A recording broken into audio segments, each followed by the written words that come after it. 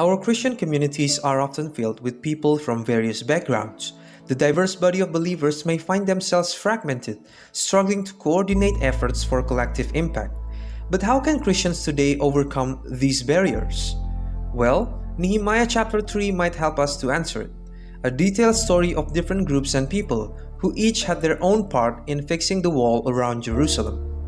From high priests to goldsmiths, they all worked together smoothly, showing how well they coordinated to rebuild.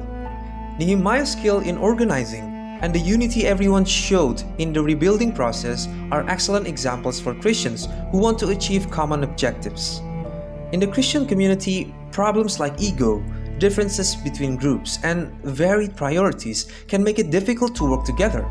Some Christians prefer doing things independently and are hesitant to share resources, hindering the kind of teamwork we see in Nehemiah's story.